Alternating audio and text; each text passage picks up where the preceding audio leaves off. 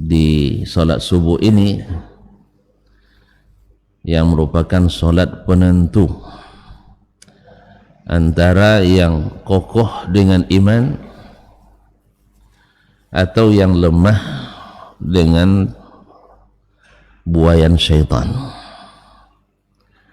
Alhamdulillah, dengan iman yang ada di dada kita mengabulkan panggilan ilahi. Tidur lelap enak, khususnya menjelang subuh ini. Tetapi datang ke rumah Allah ini lebih nyaman, lebih tentram. Itu pasti. Tuan-tuan pasti sudah merasakan sendiri. Di saat kita sudah istiqamah datang ke tempat seperti ini, dengan dulu yang tak peduli. Dah serak suara muazzin manggil, tetap juga tidak merasa terpanggil. Terus sekarang alhamdulillah. Kadang-kadang kita pula ingat ke muazzin lagi kan. Apa lambat komatnya? Allah musta'an. Oleh sebab itu kaum muslimin dan muslimat, ini munasabah subuh ini salat sunatnya saja lebih baik dari dunia dan seisinya. Nabi mengatakan itu dengan wahyu. Makanya nanti raja-raja, pemimpin-pemimpin dunia sampai di akhirat besok tu kuyu aja tuh. Tahu kuyu? Macam anak burung kena hujan. Tak juga tahu. Tak berani angkat muka makan. Tak berani dia. Sekarang aja mereka tunjuk sana tunjuk sini. Kalau di akhirat enggak. Orang-orang yang kaya-kaya ingin menukar, andainya mereka punya perbendaharaan dunia ini digunakan penebus iman yang ada sekarang ini, ma tuqabbila minhum, tidak diterima. Bayangkan. Makanya satu rakaat salat itu lebih berharga daripada dunia dan seisinya ini. Makanya Umar bin Khattab, kalau saya tahu ada satu salat saya diterima, saya rela mati sekarang. Satu saja, itu cukup. Ya, apalagi kalau semuanya. Oleh sebab itu mari kita bersyukur kepadanya di saat kita hadir di salah satu rumah yang mulia ini. Yang siapapun masuk pasti mengucapkan salam. Wassalamu ala Rasulillah. Pasti minta rahmat dan diberi. Pasti hatinya tenang. Pasti dosanya berguguran. Kenapa tidak? Sebelum masuk sudah dimulai dengan wudhu. Wudhu menggugurkan dosa. Melangkah ke sini, naik langkah, menaikkan derajat, turun langkah, menghapus dosa. Jumpa dengan saudara, assalamualaikum, bersalaman, juga menggugurkan dosa. Seperti bergugurannya daun kering. Masya Allah, apalagi duduk di majelis ilmu, yang mana ilmu ini sedikitnya bermanfaat, banyaknya mengangkat. Sedikit bermanfaat, banyaknya mengangkat. Dan alhamdulillah, saking berharganya ilmu, tak ada orang yang mau dibilang tidak berilmu, walaupun sedikit. Oleh itu kaum muslimin, sekali lagi saya mengajak diri saya bersyukur, dan bapak dan ibu serta saudara-saudari yang saya muliakan. Salawat dan salam kepada baginda Nabi SAW, yang beliaulah yang berjasa membuat kita bisa sama-sama tersenyum di sini, sama-sama duduk nyaman di rumah Allah ini, sama-sama berbuat amalan. Kita tahu mana yang diterima, mana yang ditolak. Jadi bukan sembarangan lagi kita beramal, karena ada petunjuk dari utusannya. Utusannya inilah yang menjelaskan, Ini yang disukai Allah, ini yang dibencinya. Ini yang diterima Allah, ini yang ditolaknya. Kalau kita tak ikut, berarti salah jalan. Orang yang salah jalan namanya menyimpang. Kalau menyimpang, yang bikin orang banyak ragu itu karena apa? Contoh kalau berjalan lurus saja ada ragu, tidak pada berjalan. Kalau lurus saja berjalan ada ragu, kita bimbang, tidak sampai. Ada. Betul. Kalau tidak boleh tanya, bilang aja, saya memang supaya tidak ngantuk. Yang pertama biar saya tidak ngantuk, saya ajak tuan-tuan bercakap. Tapi kalau seandainya tuan-tuan marah, saya tak tanya, biarin aja lah. Nah, ngantuk-ngantuklah di situ. Mudahilah kaum muslimin. Di jalan lurus orang tak ada kebimbang. Kapan banyak bimbangnya? Di saat banyak simpang-simpang. Oleh sebab itu jangan cari jalan banyak bersimpang. Bersimpang itu bikin bimbang.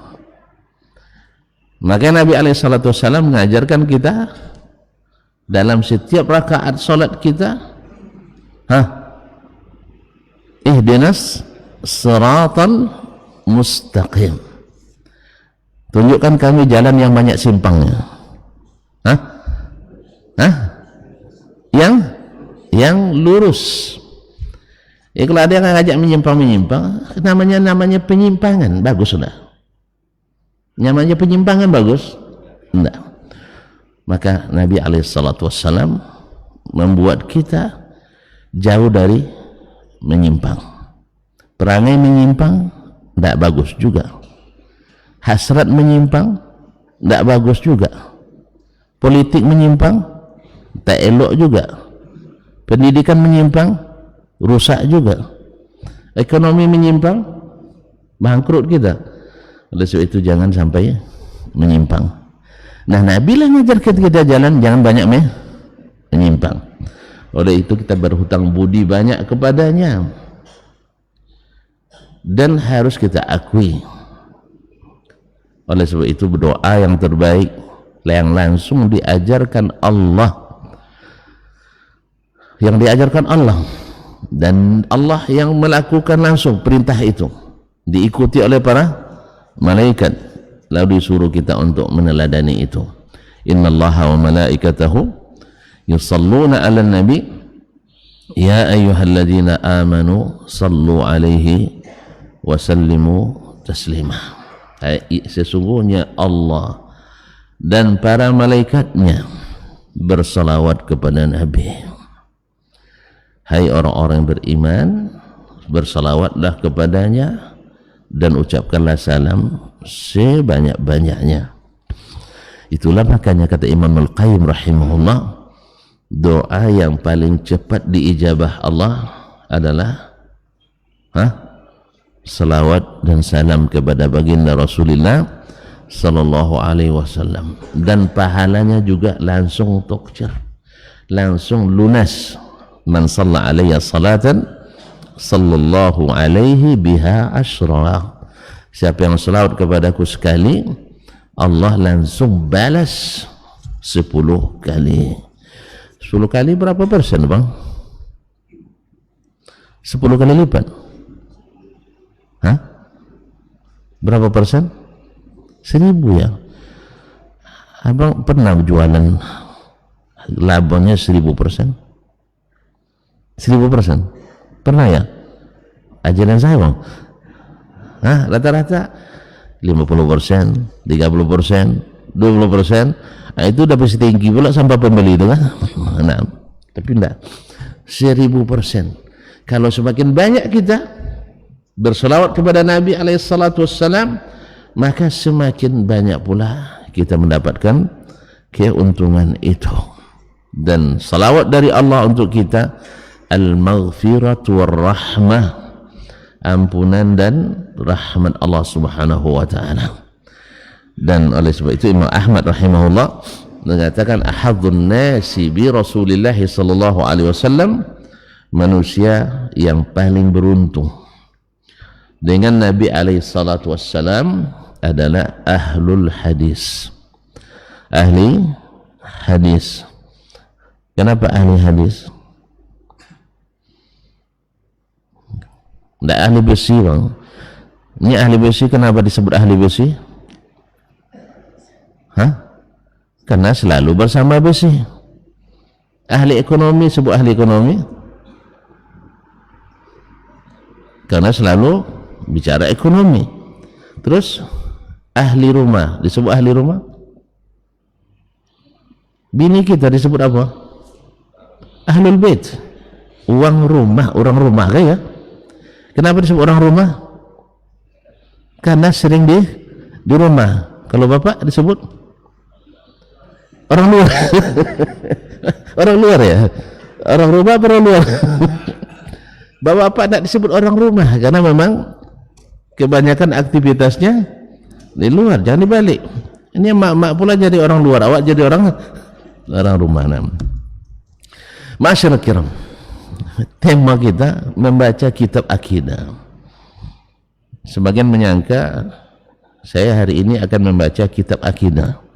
Bukan itu temanya. Temanya membaca kitab akidah. Kita kajian pagi ini tematik aja dulu. Ya biar nak pas berbunyi nanti kita langsung. Hah? Apa tadi saya enggak perhatian tadi? Berbunyi lah, apa yang bunyi tadi? Enggak, protokol siapa tadi? Yang protokol tadi apa? Siapa? Beliau? Saya enggak, mohon maaf, saya tidak sempat karena bertemu saudara saya tadi, saya tadi. Jadi berbunyi apa tadi? Oh, berbunyi bel langsung pulang. Oh, tambah lagi, alhamdulillah. Memang pemurah rupanya. Awak tadi kira langsung pulang gitu ya, rupanya ada tambahan. Masya Allah. Alhamdulillah, 10 menit itu luar biasa sih. Luar 10 menit itu luar biasa. Nah, insyaallah ta'ala. Oh, masih panjang.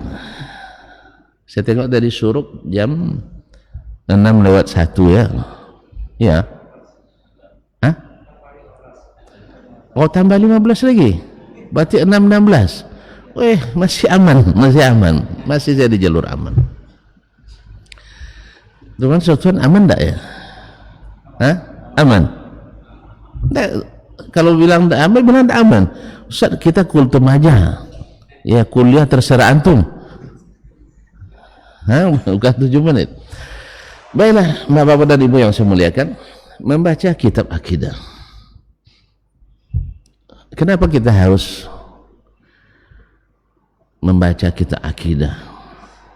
Atau kenapa kita harus selalu membahas akidah? Padahal Nabi tidak pernah baca kitab ya, kecuali Al-Quran. Kaum muslimin dan muslimat dirahmati Allah. Sebelum Nabi diutus oleh Allah Subhanahu wa taala, tuan-tuan tahu dah bagaimana keadaan masyarakat Makkah?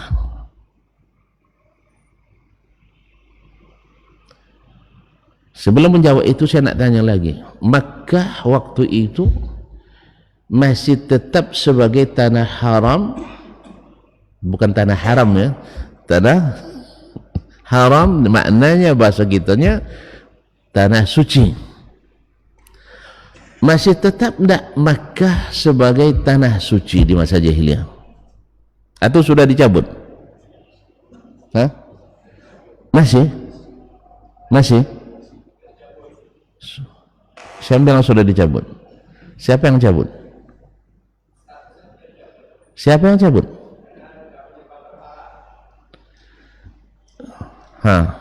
Kata beliau, karena sudah ada berhala di situ, statusnya sebagai tanah suci sudah dicabut. Ini kita voting atau kita minta data dari beliau?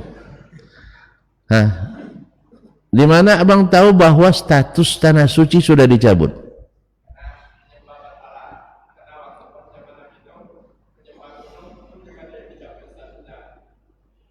menyembah berhala, betul. Dan status tanah suci lain lagi babnya. Sekarang yang mengatakan itu tanah suci dan ini bukan tanah suci, siapa yang punya hak itu? Alhamdulillah, dah mulai nampak.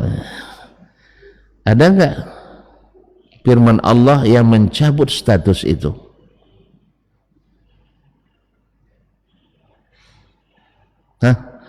Misalnya masjid ini ditetapkan sebagai masjid pimpinan wilayah, ya, misalnya tidak rela nampaknya nih. Saya anggap misal, anda udah payahlah. Gedung daerah, ditetapkan melalui keputusan gubernur sebagai aset daerah. Siapa yang berhak menetapkan, siapa yang berhak mencabut? Bang, gubernur. Selama tidak ada SK pencabutan, maka status masih tetap. Sekalipun digunakan, misalnya, ini misal aja ya, ilustrasi saja, walaupun digunakan sebagai sarang mafia misalnya, mafia narkoba misal, yang salah paham pula. Nah, misalnya, kan tadi kan berhala di sana, kan sini tentu tidak kurang pula deh sedikit. Nah, apakah itu membuat dia dicabut sebagai aset daerah? Yang tidak boleh diperjualbelikan, yang tidak boleh diinikan dan sebagainya? Enggak kan? Bang, jawablah.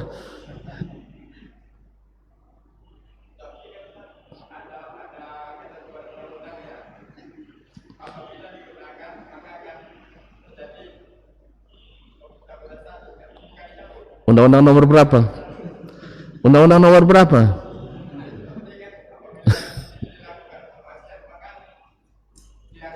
Statusnya dicabut.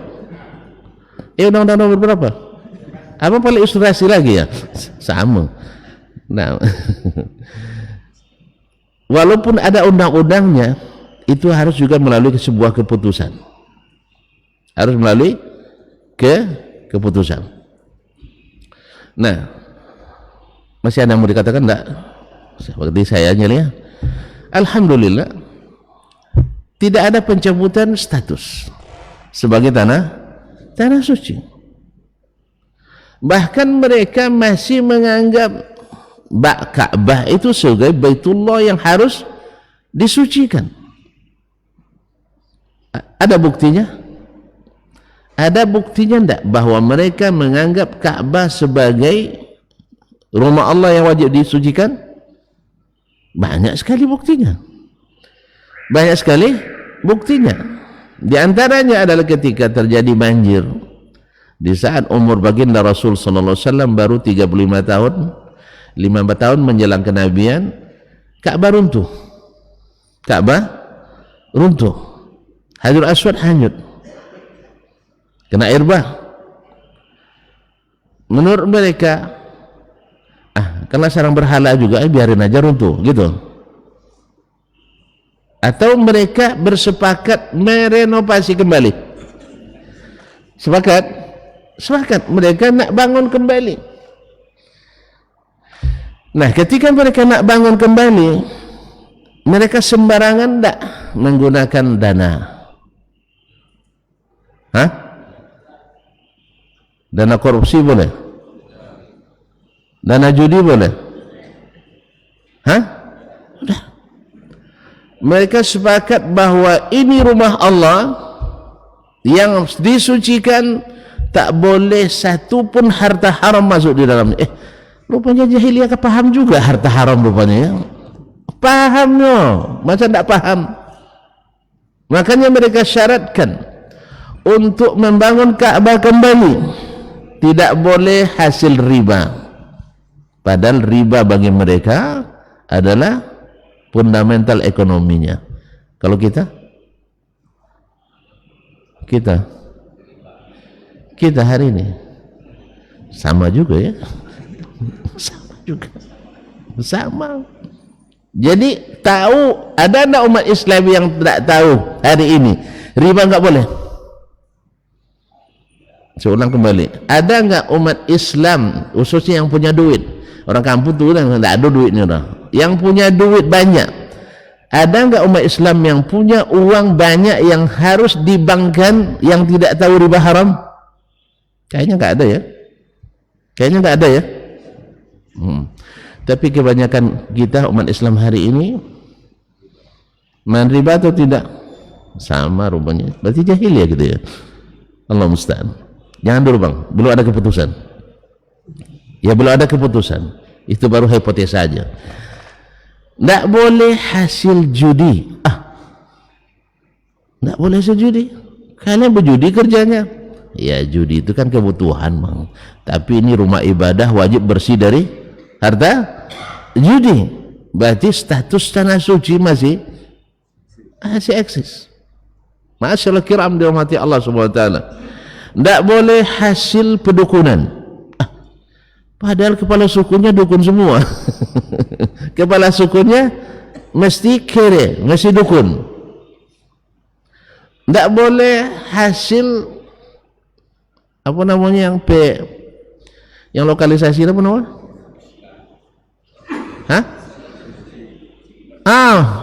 PSK.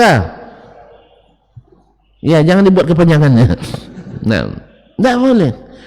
Padahal bagi mereka itu adalah penghasilan legal formal. Buktinya bendera silahkan dikibarkan di depan rumah. Tandanya kalau ada apa? Ada prostitusi, kibarkan bendera. Bendera apa? Bendera pelangi. Allah musta'an. Jadi bendera jahiliyah. Kalau sudah ada bendera itu depan rumah, siapapun boleh jadi member. Dan bila terjadi kehamilan, dipanggil semua yang pernah memiliki kartu keanggotaan. Nanti dipanggil ahli DNA. Ya, DNA jahiliyah itu lebih canggih dari sekarang. Sekarang nunggu 3 bulan hasilnya Pak. Kirim ke Amerika nunggu hasil 3 bulan. Ya. Tapi kalau orang itu hari itu hanya dengan menengok, dia tahu dengan mencium bau apa namanya jejak onta, dia tahu ini ontanya suku ini nih, ini onta suku ini. Tengoknya telapak tangan, telapak kaki satu dengan ini, ayah dengan anaknya. Inna hazi liman hazihi, ini telapak kaki ini asalnya telapak kaki ini, dan akurat. Jadi panggil ahli DNA, namanya qafiyah masa itu. Tengoknya siapa yang hadir itu, anak yang sudah lahir tadi. Tengoknya, ini anaknya sepulan. Enggak apa bang. Nah, anak sepulan ditunjuk dan itu wajib diterima. Langsung dibawa dokumennya ke Disduk Pencapil. Ya, didaftarkan sebagai anaknya resmi. Tapi mereka kan halal jadinya ya, seperti halal legal formal, dinisbatkan kepada ayah zinanya. Tapi untuk Ka'bah tidak. Mereka paham ini harta haram. Harta haram. Tidak boleh hasil menipu, merampas. Intinya status kesucian belum dicabut. Belum dicabut. Baik. Sekarang abang kan gugat tadi karena ada berhala di dalam. Tapi apakah ini tidak melecehkan kesucian Ka'bah? Saya nak tanya. Yang jawab silakan. Yang betul jawabannya saya kasih sarapan. Asal jangan lebih dari lontong ya. Ada sarapan bang? Enggak, bagian dia saya bayarkan, tidak ada masalah.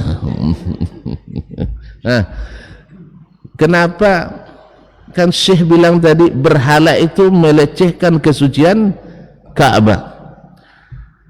Terus kenapa mereka sekarang dari sisi tadi membangun harus dengan harta suci, harta bersih, tapi di dalamnya banyak berhala?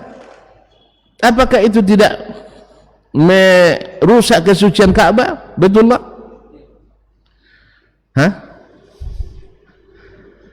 Bang, bantu jawab bang. Ada lontong. Gimana? Kenapa yang bilang tadi ini kan merusak kesucian Baitullah? Sekarang mereka tadi menyucikan Baitullah dengan cara tak boleh ada harta haram untuk membangun kembali Ka'bah. Sampai-sampai karena sedikitnya harta halal waktu itu, Ka'bah tak selesai dibangun. Makanya Hijr Ismail yang ada lingkaran itu sekarang, itu siapa yang tawaf di dalamnya tidak sah tawafnya, karena itu bagian dari Ka'bah. Lalu Nabi SAW tidak membangunnya kembali seperti yang dibangun di masa Nabi Ibrahim alaihissalam, karena Nabi khawatir kalau dibangun juga nanti akan membuat orang-orang yang baru masuk Islam akan merasa kurang ini.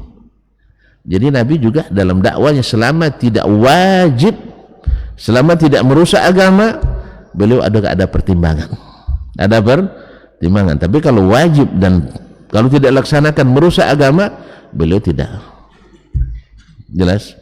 Berarti membangunnya sempurna tidak wajib, tetapi memberikan batasan bahwa itu bagian dari Ka'bah wajib, karena berkaitan dengan tawaf kita. Sekarang pertanyaannya, kenapa berhala itu mereka masukkan padahal mereka mau mensucikan Baitullah?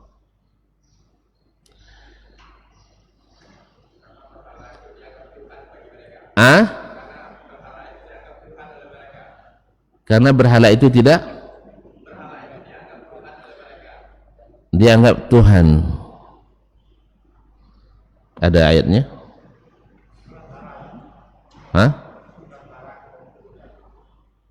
Yang saya tahu mereka menyebutnya sebagai sembahan, bukan Tuhan yang menciptakan. Jadi orang jahiliyah, seperti kata Bapak tadi, mereka itu hanya sebagai perantara. Kalau bahasa sekarangnya ordal, orang dalam, yang kalau urusan melalui mereka cepat diproses. Kalau tak melalui mereka nanti dilacikan. Tahu dilacikan? Tidak diangkat dan tidak diproses.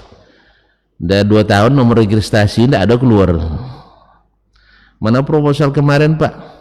Ada ini. Rupanya setelah berganti pejabat tanya proposal hilang, proposal rupanya. Allah musta'an. Untung awak tak biasa buat proposal. Ala kulli hal. Gimana? Kenapa mereka tidak menganggap itu sebagai pelecehan terhadap Ka'bah? Padahal membangun dengan harta riba pelecehan, membangun dengan harta rampasan pelecehan, membangun dengan harta judi pelecehan.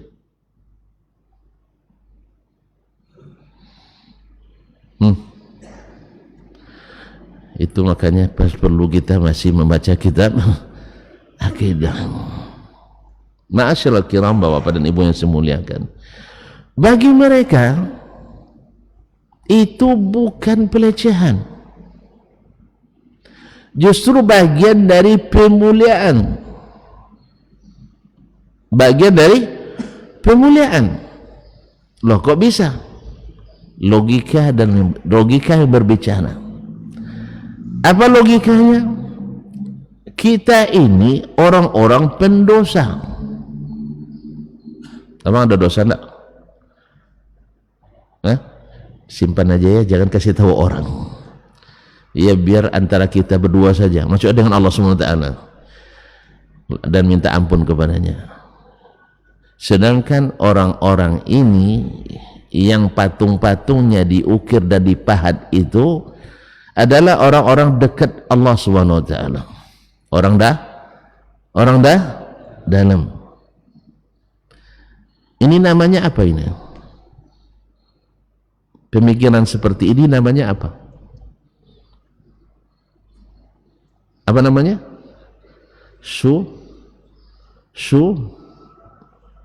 Syubhat.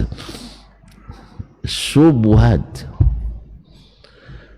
Apa sebab dikatakan syubhat? Syubhat itu dari kalimat istabaha yastabihu istibahan fahiya syubhah, yaitu istabahal amru, sesuatu itu jadi tidak jelas, mirip benar mirip salah.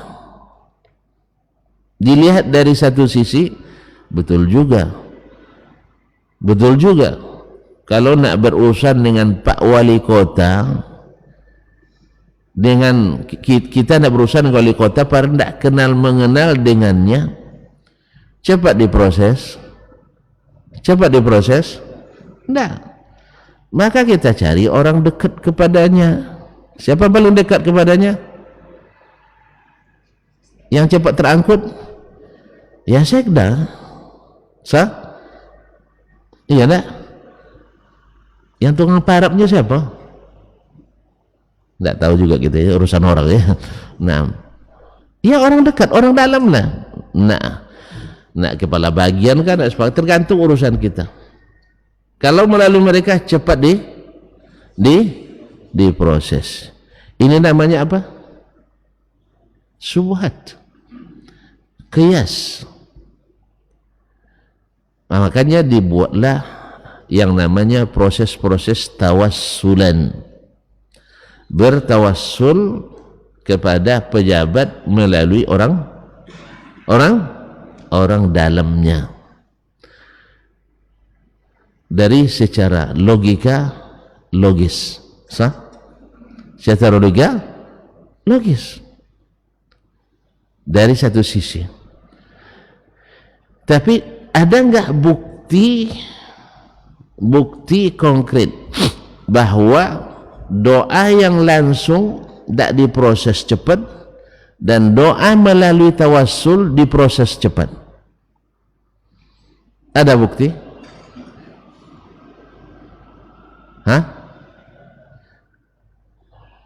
Tidak ada kan? Tidak ada. Kalaupun ada, kadang ujian bagi kita.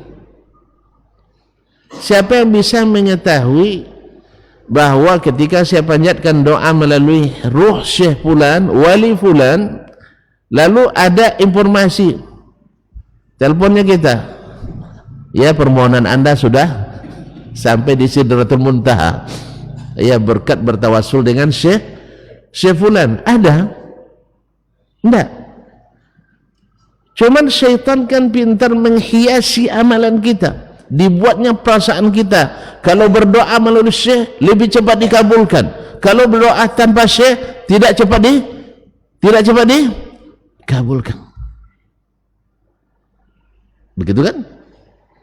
Karena memang syaitan itu mengalir dalam darah kita sampai ke jantung hati kita, dibuatnya seperti itu. Bukti? Tidak ada, hanya perasaan. Ma'asyarul kiram dirahmati Allah SWT. Nah, kira-kira proses seperti ini benar atau salah?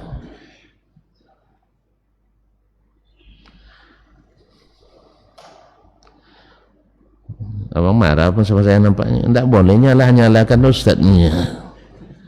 Itu pula kadang-kadang sesama salah jangan saling. Tidak ada di dunia ini manusia yang tidak menyalahkan orang dong.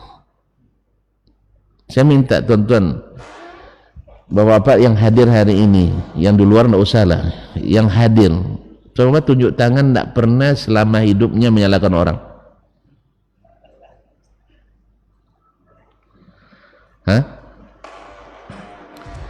Tidak ada yang ngaku. Tidak ada ceritanya yang orang yang tak pernah menyalahkan orang lain.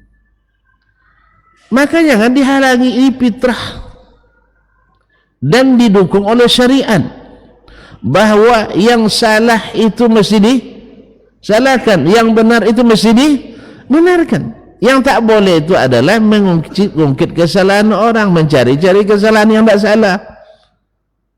Yang tak salah tapi cari-cari kesalahan, itu yang tak boleh. Atau kesalahannya dia sudah simpan, kita ungkit-ungkit, iya. Tapi kalau kesalahan dalam beragama, saya tidak tahu ada seorang rasul pun yang tak pernah menyalahkan masyarakatnya. Kalau tuan-tuan tahu, beritahu saya. Nah, karena tidak mungkin melaksanakan perintah Allah, wala talbisul haqqa bil batil. Jangan kau campur adukkan yang hak dengan yang batil. Apa maknanya? Kalau tak boleh mencampur aduk, maknanya apa? Ini air cuka, ini air kecap, ini air susu, tolong jangan dicampur dah ya. Maknanya apa? Jangan didekat-dekatkan. Sah? Mesti dipilah. Nanti ditulis air cuka, ini air susu, ini air kecap ya. Tulis kecap, tidak perlu ke airnya. Yang penting yang tiga ini supaya tidak bercampur aduk mesti dijelaskan. Kalau mesti dijelaskan yang hak ini hak, yang batil ini batil, maknanya ya harus kita menyalahkan yang salah, harus membenarkan yang benar. Masa dokter boleh menyalahkan, masa ekonom boleh menyalahkan, masa insinyur boleh menyalahkan, bahkan dukun boleh menyalahkan, masa ustadz tak boleh menyalahkan? Paham? Paham tak? Dokter menyalahkan dokter lain, ini salah diagnosa nih pak, awak diputuskan kanker kan, kantong kering. Hah? Salah diagnosa dokternya, maka diuji ulang labornya. Boleh tak dia jemput salah? Boleh tak? Ya wajib. Kalau sebabnya tidak sebutkan salah, nanti salah obat. Iya, kalau salah obat tambah sakit dia. Jelas? Jelas? Jangan bilang jelas dulu, nanti selesai kita. Kan targetnya kalau udah jelas kita bubar. Nah, kaum muslimin. Jadi ketika mereka menyamakan makhluk dengan Allah SWT atau menyamakan Allah dengan makhluk, maka masuk syubhat tadi. Jadi bagi mereka membuat patung-patung itu tidak menyalahi, karena apa? Dasarnya alasan logis dan filosofis. Kalau sekarang ditambah dengan kajian akademis. Kalau nak buat suatu produk hukum sah, hari ini kan produk hukum harus ada alasan logis, harus ada alasan filosofis, harus kajian akademis, kemudian harus ada bukti empiris dan seterusnya. Ini yang kuliah-kuliah paham ini. Lah, jadi mereka penuhi alasan logisnya ada, alasan filosofisnya ada. Cuma buktinya hanya perasaan. Kenapa mereka kok lolos yang seperti itu? Padahal di Makkah yang dulu dibangun oleh manusia yang dulu terusir dari negerinya gara-gara meruntuhkan patung. Siapa? Ibrahim alaihissalam. Sampai dibakar di api unggun yang sangat besar.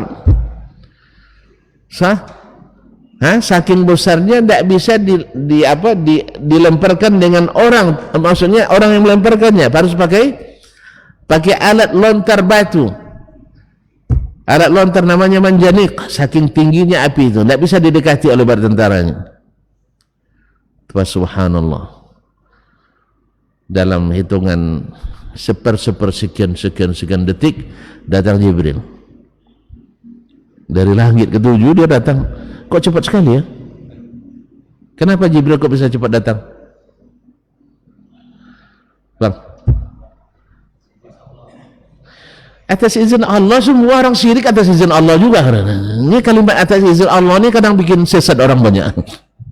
Iya, atas izin Allah saya berzina, atas izin Allah juga kadang. Mohon maaf ya, kalimat atas izin Allah ini kalimat hak benar, tapi banyak digunakan untuk kebatilan. Saya perlu bukti ilmiah. Kenapa Jibril bisa datang dari langit ketujuh dalam waktu secepat itu? Bersayap, burung bersayap juga Pak. Asal sembarang sayap aja. Hah?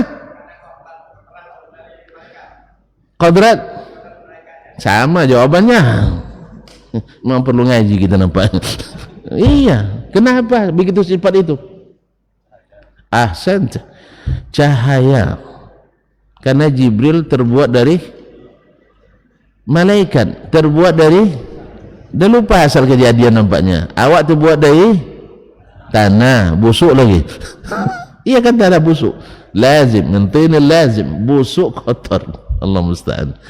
Kemudian jin terbuat dari api, maka membangkang kerjanya iblis. Sedangkan malaikat dari cahaya, maka menerangi. Bang, berapa kecepatan cahaya? 300.000 kilometer, tidak salah hitung. Ambil kalkulator lagi. 300 kali 10 pangkat 8. 300 kali 10 pangkat 8 per detik. Bukan per jam, per detik. Berarti 300 juta kilometer per detik. Iya Bang? Kalau salah tolong perbaiki mana. Saya tidak ahli fisika no. Dulu ketika belajar fisika di pondok, saya tanya sama gurunya, untuk apa belajar kubuyan? Belajar jalannya aja. Awak berserius bertanya, dimarahin pula. Belajar jalan, belajar rumus kimia. Rumus diajar 2 tingkatnya, pertanyaan pelatihannya 5 tingkat. Yang 2 aja lah udah keluar peluh kuning, kita pahami. Ini 5 tingkat pula. Habis itu tak diperiksa pula. Akhirnya, jadi saya tidak begitu paham lagi. Jadi 300 juta kilometer per detik. Makanya dari langit ke 7 tidak sampai satu detik. Kan mulai dilambungkan Ibrahim sampai di udara, datang Jibril, ya Muhammad, halaka ilayya haja. Ada yang bisa dibantu? Masya Allah. Kata Ibrahim, amma ilaika fala. Kepadamu hai Jibril saya tidak butuh. Amma ilallah fana'am. Tapi kepada Allah saya butuh. Mana lebih cepat? Allah daripada Jibril? Subhanallah. Jadi kaum muslimin dan muslimat dirahmati Allah. Jadi dulu Ibrahim terusir dari negerinya gara-gara meruntuhkan Ka'bah. Ada ngantuk nampaknya. Gara-gara meruntuhkan Ka'bah, berhala. Sekarang rumah Baitullah Ka'bah yang mesti disucikan, antahira baitiya lit-ta'ifina wal akifin wa ruk'i sujud, dikotori oleh anak cucunya. Maka kakek soleh belum tentu cucu soleh. Mbahnya yai belum tentu jadi gus. Jelas? Nasabnya ke Muhammad sallallahu alaihi wasallam belum tentu jadi Habib yang benar. Masa ada Habib pula pulang balik ke surga capek pula pulang. Auzubillah.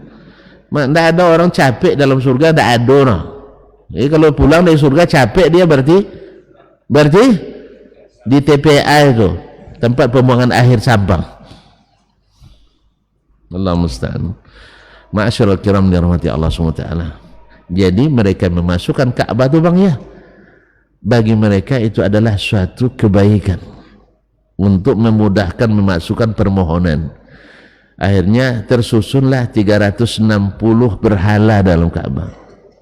Allah. Apakah kesucian Ka'bah sudah dicabut? Apakah kesucian Ka'bah sudah dicabut? Enggak. Tanah haram tetap tanah haram. Karena haram di situ syar'i, bukan kauni. Artinya kita yang wajib menghormatinya. Dan mereka dari banyak sisi menghormati tanah haram. Contoh mungkin sering baca, bahwa bila masuk tanah haram maka tak boleh lagi mengeluarkan senjata. Di zaman jahiliyah itu sangat dijaga. Dia cari pembunuh ayahnya atau pembunuh anaknya atau pamannya, pas sampai di tanah haram nampak, dia tidak akan ganggu dan sentuh. Paling-paling dia tanya, bapak yang bunuh ayah saya? Ya siap. Anda mau apa? Di tanah haram kan tidak bisa buat apa-apa. Mereka hormati. Kalau syiar luar biasa, tapi akidah bermasalah. Mereka juga menghormati bulan-bulan haram. Bulan haram ada berapa bang? 4 ya? Coba langsung ke Rajab ya? Oh ya, bulan Rajab ya, dekat ya. Rajab, Syaban, Ramadan. Hah? Oh, salah saya. Rajab, Zulqa'dah, Zulhijjah, Muharram. Masya Allah. Mereka hormati. Makanya walaupun perang terus, tapi di bulan haram mereka bisa haji. Bisa haji. Allah sudah, subhanallah, syariat ini menjaga. Karena jarak terjauh masa itu perjalanan sebulan. Maka Zulqa'dah sebulan sebelum haji, Muharram sebulan setelah haji. Artinya siapapun yang haji di masa jahiliyah itu aman pergi, aman pulang. Perginya di Zulqa'dah, dah selesai, tidak ada yang akan menyerang lagi. Kemudian haji di bulan Zulhijjah 1 sampai lupa lagi ya. 8 sampai 13 8 sampai harus mendaftar haji lagi nampaknya biar tahu. Nah, kemudian pulangnya sebulan pula, sehingga mereka pergi aman, pulang aman. Mereka hormati, iya, karena syiar. Makanya kaum muslimin dan muslimat yang dirahmati Allah SWT, kalau yang kolosal, yang syiar mereka hormati, tapi yang keyakinan, akidah mereka rusak. Sehingga banyak pula yang mereka rubah-rubah, syiar-syiar yang dirubah. Di antaranya salat di Baitullah, pakai apa mereka salat?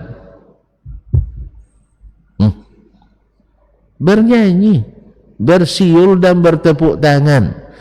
Jadi kalau ada umat Islam hari ini baca tahlilan dengan gitar, salawat dengan joget,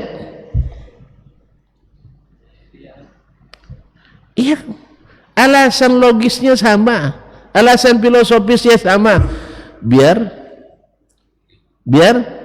rame, biar asik. Mana yang lebih asik, rukuk sujud daripada bersiul dan tepuk tangan? Ya Allah, woi, mana lebih asik menyanyi, melenggok-lenggok daripada berdiri aja begini lama, sejus pula rakaat pertama. Cobalah, coba baru sekali jadi, tapi jangan di sini ya. Coba nanti sholat sambil menyanyi dengan sholat sambil mengaji, mana yang lebih cepat, mana yang lebih senang orangnya, mana lebih tahan weh. Subhanallah, tuan-tuan, mana yang lebih tahan tengok konser daripada ngaji? Ada tuan-tuan capek dari asar tadi masuk sampai jam 12 malam, nak diberhentikan oleh aparat karena sudah habis jamnya, masih banyak lobi-lobi sah. Belum lagi pak, sikit lagi pak, sampai jam 2 belum juga capek, betul kan? Habis itu subuh 2 rakaat saja. Imam baca di rakaat pertama qul ya ayyuhal kafirun, rakaat kedua qul huwallahu ahad. Apa lama sekali ni. Yang tadi 5 jam 6 jam tak lama. Gitu aja kok. Nah, makanya alasannya supaya asyik, supaya khusyuk, supaya menghayati, bukan sesuai dengan syahwat. Maka mereka roba wa makana salatum indal baiti illa muka'an wa tasdiyah. Salat mereka di Baitullah itu hanya, atau doa mereka di Baitullah hanya dengan tepuk tangan bersiul. Mana dapat bang? Firman Allah, sabda Rasulullah? Tidak. Jadi kalau muslimin dan muslimat dirahmati Allah, jadi permasalahan tadi mereka rusak di keyakinan. Kalau syiar mereka masih jaga. Akidah berhala bisa masuk Ka'bah, kan luar biasa, na'udzubillah, bisa masuk Ka'bah. Padahal Ibrahim yang bangun disuruh Allah antahira baiti lit-ta'ifina wal akifina wa ruk'is sujud. Alasannya apa tadi? Ma na'buduhum illa liyuqarribuna illahi zulfa. Kami tidak beribadah kepada berhala itu. Beribadah tetap kepada Allah. Ini hanya sekedar perantara-perantara yang menambah kami dekat kepada Allah. Ada dalil? Ada dalil, contoh dari Nabi Ibrahim, ada dalil dari Nabi Ismail. Nah, yang dilakukan umat Islam sebagian hari ini, ada Nabi menyuruh kita bertawassul dengan zat beliau? Ada. Maka jangan heran kalau seandainya banyak umat Islam hari ini lebih yakin berdoa di kuburan wali daripada di masjid wali. Kalau nak tahu buktinya, lihat kota infak. Mana yang lebih besar penghasilan kuburan wali daripada masjid? Bendahara mana? Mana bendahara? Tidak ada. Tapi ketua tahu ya? Nah, Pak Ketua, berapa penghasilan Masjid Al-Fida dalam setahun? Ada 1 miliar? Ini tidak mau jawab karena malu atau gimana? Mana?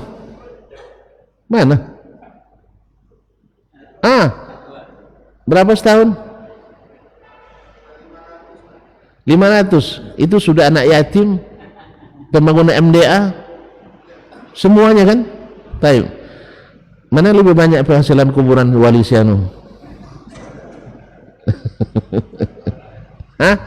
Subhanallah kaum muslimin dan muslimat. Jadi bersedekah di kuburan lebih manjur daripada di masjid. Tapi operasional tidak kurang begitu ya? Operasional tidak kurang kan? Alhamdulillah. Nah, ini Masya Allah, Pak warga ini rata-rata Masya Allah impaknya luar biasa. Itu banyak 500 uang. Kalau tengok masjid-masjid yang lainnya 20 mungkin cuma. Iya. Kalau tengok neracanya tekor terus. Fala haula wala quwwata illa billah. Bayangkan dengan sebuah kuburan di salah satu negara Timur Tengah, satunya kuburan pendapatan tahunnya hanya 50 juta pound. Berapa 1 pound? Berapa? 300? 1 pound berapa? Bukan pound sterling, pound Mesir. 50 juta dikali berapa? Tidak tahu ya. Anggap aja lah 350 rupiah, sudah 17 miliar 500 juta. Ini data lama nih Pak, data lama. Sekarang mungkin lebih banyak lagi. Ini masih di Badina, saya baca data ini. Berapa? Udah ketemu? Berapa? Iya. Lebih banyak jadinya. Maaf. 20.000. Apaan? Wih. 1 triliun? Pound sterling? Pound sterling untuk bilang enggak. Ala kulli hal, tapi jumlahnya fantastis. Maka ini susah dihapus karena jadi sumber PAD yang jelas. Apa kebanyakan PAD? Penghasilan asli dayan. Asli dayan. Para pengelola. Nah, makanya di negeri ini ada Kabarnya seorang Habib juga dapat setoran, bisa tidak tahu benar atau tidaknya, dari satu kuburan wali minimal 5 karung setahun. Yang biasa ngitung duit 5 karung itu bagus ini kan, campur-campur, ada yang 150, ada 10, yang penting 2000 nggak ada ya. Ada juga di kuburan nggak ada kayaknya, nggak diterima doanya kalau 2000. Di masjid bisa masjid bisa 2000, Allah musta'an. Jadi kaum muslimin muslimat, mereka subuhatnya adalah bahwa itu tidak menyekutukan Allah, hanya sekedar perantara untuk mendekatkan kepada Allah SWT orang-orang soleh itu. Sehingga dengan demikian masuklah ke dalam Ka'bah. Kapan baru mereka tahu itu salah? Atau kapan baru ada orang yang berani mengatakan itu salah? Setelah datangnya orang yang berilmu. Siapa dia? Sayyiduna Muhammad sallallahu alaihi wasallam. Barang yang sudah terlanjur mudah untuk dihilangkan. Jangankan menghilangkan keyakinan, menghilangkan lapak saja yang sudah terletak payah. Awalnya minta izin sebentar aja Pak, dari pagi lepas Isya sampai tengah malam. Aman setahun, habis itu mulai semi permanen. Habis itu jadi permanen. Pas mau diambil alih oleh yang berhak, ribut. Sahih? Padahal jelas status itu tidak ada. Apalagi kalau mereka merasa orang asli Mekah. Kami ini keturunan Nabi Ibrahim dan Nabi Ismail. Kami dah nyaman aja sejak dulu dengan seperti ini. Kenapa datang-datang Nabi mengganggu? InsyaAllah membaca kitab akidah kita lanjutkan di lain waktu. Anggap aja ini sebagai semi mukaddimah. Ya. Nah, ada sesi duanya lagi. Ini kan baru belum sampai ke kitab, baru awal mula datangnya Nabi alaihissalatu wassalam yang tahu dengan ilmu yang Allah turunkan bahwa yang mereka lakukan itu adalah salah. Oleh sebab itu siap disalahkan. Kalau tuan-tuan tidak siap, salahkan saya yang siap. Cuman saya minta data kayak abang tadi. Iya. Itu aja. Kalau ada datanya, salahkan saja. Sebab seperti kata Imam Asy-Syafi'i rahimahullah, saya tak pernah berdebat dengan orang kecuali saya ingin Allah lihatkan kebenaran dari mulut orang itu. Sebab apa? Kalau dari mulut saya mungkin dia susah menerima. Tapi kalau dari mulut dia, saya paling mudah menerima. Kata Imam Asy-Syafi'i rahimahullah. Nah, kita kan pengikut setia beliau ini. Asal ada yang benar, kita ternyata yang salah, dengan sukarela, bukan pasrah tapi tak rela, tapi dengan sukarela, siap untuk merubah haluan. Asal jelas kemana mau ditujukan. Dengan bimbingan wahyu ilahi, Al-Quran dan sunnah Nabi alaihissalatu wassalam. Tapi jangan risau, alhamdulillah kebanyakan yang kita lakukan berada di jalur yang benar, jalur yang benar. Kadang-kadang kita berada ini lebih afdol, ini kurang afdol. Ada beberapa hal yang barangkali belum pernah kita dengar, seperti yang tadi abang bilang, sudah dicabut statusnya atau belum. Ini baru kali ini dipertanyakan. Serius ini? Iya. Bukan karena saya pintar, tidak, baru teringat aja tadi. Wallahu ta'ala alam wa sallallahu ala nabiyina Muhammad sallallahu. Ada pertanyaan enggak kan? Jangan dulu, baru mulai kok notanya. Nah, terima kasih dan mudah-mudahan saya siap juga didenda kalau berlebih. Ya, karena kalau saya kuliah terlambat saya didenda, lambat keluar juga didenda. Nah, ini kalau ada dendanya kasih tahu aja nanti Pak Ketua. Ustaz terlambat keluar 10 menit. Kalau sama anak-anak kuliah 1 menit 1.000 rupiah. Kalau di sini jangan terlalu tinggi Pak, 2000 jadilah. Nah, kalau sampai pula 1 juta semenit bahaya Pak. Terima kasih dan mohon maaf. Wabillahi taufiq wal hidayah. Wallahu ta'ala alam. Wassallallahu ala nabiyina Muhammad wasallam. Wassalamualaikum warahmatullahi wabarakatuh.